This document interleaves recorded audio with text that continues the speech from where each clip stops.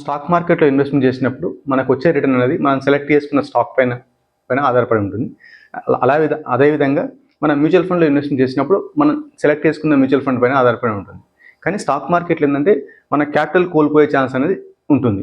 కాబట్టి ఇది ఒక రకమైన రిస్క్ ఉంటుంది.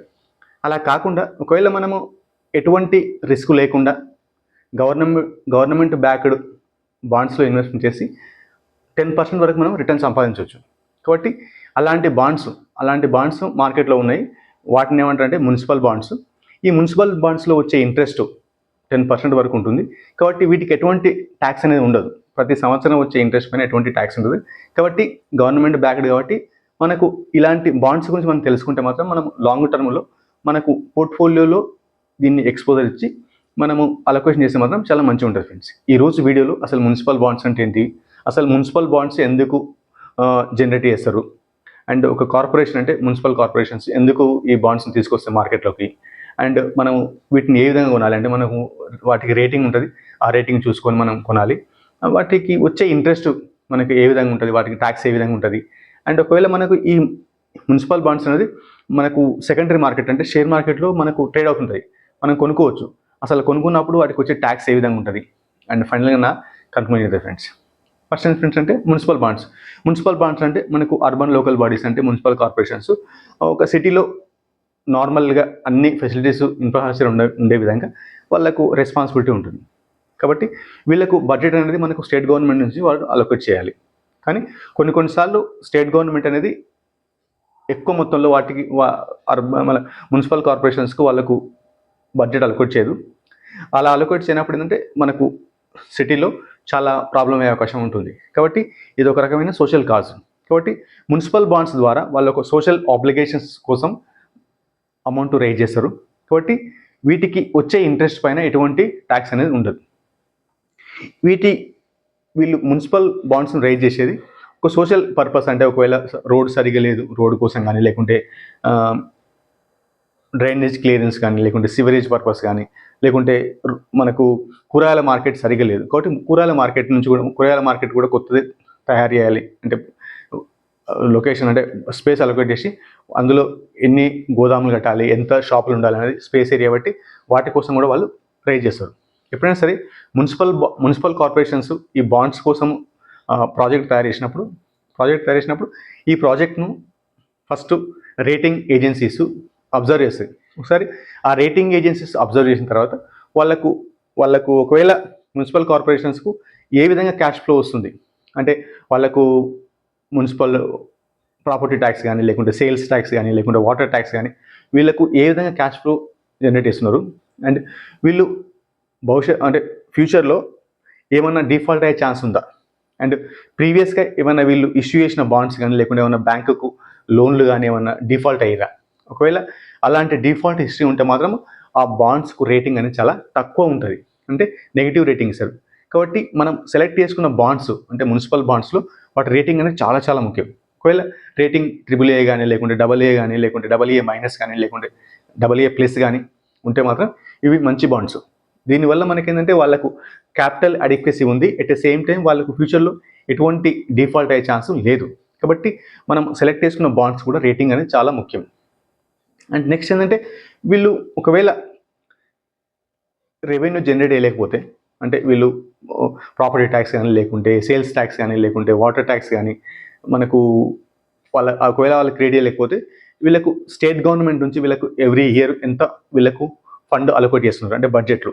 ఒకవేళ ఆ బడ్జెట్ ద్వారా వచ్చే అమౌంట్ అనేది వీళ్ళు మున్సిపల్ బాండ్స్కు అంటే క్యాపిటల్ రేట్ చేసి కదా ఆ బాండ్స్కి ఇంట్రెస్ట్ పేమెంట్ చేయగలరా. వీటన్నిటిని అబ్జర్వ్ చేసుకొని రేటింగ్ ఏజెన్సీస్ వాళ్ళకు రేటింగ్ ఇస్తాయి. ఈ రేటింగ్ ఏజెన్సీస్ ఇచ్చిన తర్వాత సెబీ మనకు సెకండరీ మార్కెట్లో లిస్ట్ కావాలంటే డెఫినెట్గా సెబీ అప్రూవల్ ఉండాలి. కాబట్టి సెబీ కూడా చాలా వరకు వాటిని స్క్రూటినైజ్ చేసి అసలు వచ్చే బాండ్స్ మంచి బాండ్స్ అయినా, లేకుంటే ఏమన్నా ప్రాబ్లమేటిక్ ఉందా, ఫ్యూచర్లో ఏమైనా ఇన్వెస్టర్స్ కంటే మనకు నార్మల్ రిటైల్ పర్సన్స్కి ఏమైనా ప్రాబ్లం అయ్యే అవకాశం ఉందా. ఒకవేళ అలాంటి ప్రాబ్లం అయ్యే అవకాశం ఉంటే మాత్రం వాటిని లిస్ట్ కానివ్వరు.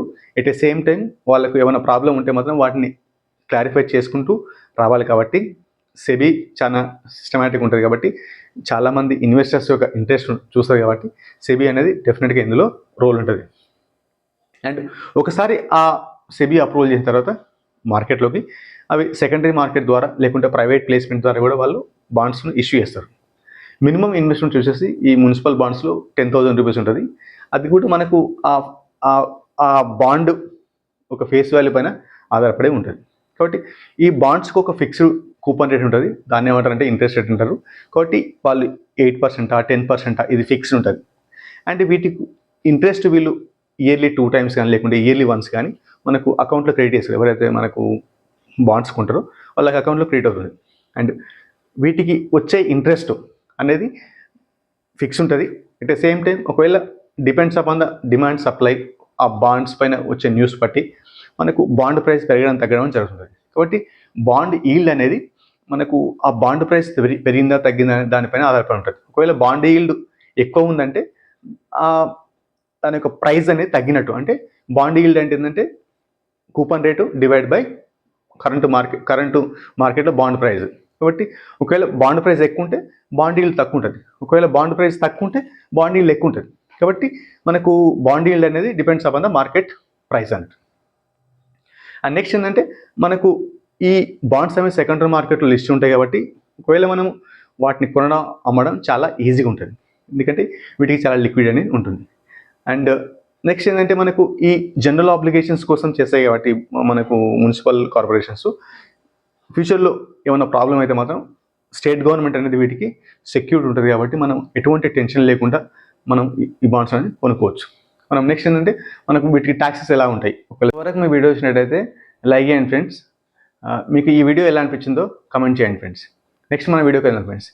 ఏంటంటే మనము మున్సిపల్ బాండ్స్ సెకండరీ మార్కెట్లో ట్రేడ్ అవుతుంటాయి, అంటే స్టాక్ మార్కెట్ ట్రేడ్ అవుతుంది. కాబట్టి మనము ఎప్పుడైనా కొనుక్కోవచ్చు అండ్ అమ్ముకోవచ్చు. కాబట్టి వీటికి లిక్విడిటీ అనేది ఎక్కువ ఉంటుంది. అండ్ ఇందులో మనకు ఎప్పుడైతే బాండ్స్లో ఇన్వెస్ట్మెంట్ చేసినప్పుడు లాంగ్ టర్మ్ అంటే minimum 2 years and short term అంటే లెస్ దెన్ 2 years.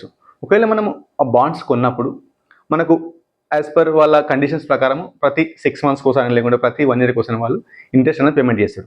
కాబట్టి వచ్చే ఇంట్రెస్ట్ పైన ఎటువంటి ట్యాక్స్ లేదు. అండ్ ఒకవేళ మనం ఆ బాండ్స్ కొన్నప్పుడు వాటి ప్రైస్ పెరిగిన తర్వాత మనం అమ్ముకుంటే ఒకవేళ అది లెస్ దెన్ 2 years అయితే ఆ వచ్చిన ఇంట్రెస్ట్ వచ్చిన ఆ ప్రాఫిట్ పైన మన ఇన్కమ్కి యాడ్ అయ్యి ఆ వచ్చిన ప్రాఫిట్ మన ఇన్కమ్కి యాడ్ అయ్యి మనకు యాజ్ పర్ మన ట్యాక్స్ స్లాబ్ ప్రకారం వాటికి ట్యాక్స్ అనేది పేమెంట్ చేయాలి. ఒకవేళ మీరు ఆ బాండ్ కొన్ని ఒక 2 years తర్వాత అమ్మిరు, ఆ వచ్చిన ప్రాఫిట్ అనేది అది లాంగ్ టర్మ్ క్యాపిటల్ గెయిన్ అవుతుంది. కాబట్టి బాండ్స్లో లాంగ్ టర్మ్ అనేది 2 years. కాబట్టి వచ్చిన ప్రాఫిట్ పైన మనము 12.5% అనేది ట్యాక్స్ అనేది పేమెంట్ చేయాలి. కాబట్టి ఈ ట్యాక్స్ కాంపోనెంట్ అనేది చాలా చాలా ముఖ్యం. కాబట్టి ఒకవేళ మీరు కొన్నప్పుడు బాండ్స్ను మినిమం 2 years కంటే ఎక్కువ ఉంచుకోండి. అలాంటప్పుడు మీకు తక్కువ ట్యాక్స్ పేమెంట్ చేసే అవకాశం అని ఉంటుంది ఫ్రెండ్స్. అండ్ ఇంట్రెస్ట్ అయితే ఎలాగనో మనకు ట్యాక్స్ ఫ్రీ కాబట్టి at the same time backed by government కాబట్టి మనము మున్సిపల్ బాండ్స్లో ఎటువంటి టెన్షన్ లేకుండా ఇన్వెస్ట్మెంట్ చేసుకోవచ్చు. అండ్ ఫైనల్ నా కన్క్లూజన్ ఫ్రెండ్స్ అంటే మనము ఒకవేళ మీరు ఈక్విటీ మార్కెట్లో ఇన్వెస్ట్మెంట్ చేసినట్టే స్టాక్స్లో లేకుంటే మ్యూచువల్ ఫండ్లో ఇన్వెస్ట్ చేసినప్పుడు ఒకవేళ పోర్ట్ఫోలియో డైవర్సిఫికేషన్ అంటే డెట్ ఇన్వెస్ట్మెంట్లో పెట్టాలనుకుంటే మాత్రం మనకు మున్సిపల్ బాండ్స్ అనేది ఒక మంచి చాయిస్. కాబట్టి మీరు నెక్స్ట్ టైం ఎప్పుడైనా డెట్ ఇన్వెస్ట్మెంట్లో పెట్టాలనుకుంటే మున్సిపల్ బాండ్లో కొంత అమౌంట్ అలొకేట్ చేయండి. దానివల్ల మీకు పోర్ట్ఫోలియో డైవర్సిఫై అయ్యి మీకు ఒకవేళ ఎటువంటి టెన్షన్ లేకుండా మీకు క్యాపిటల్ ప్రొటెక్ట్గా ఉంటుంది. మనకు 10% వరకు మనకు ఇంట్రెస్ట్ కూడా వస్తుంది. ఓకేనా friends? And thank you very much friends for your time.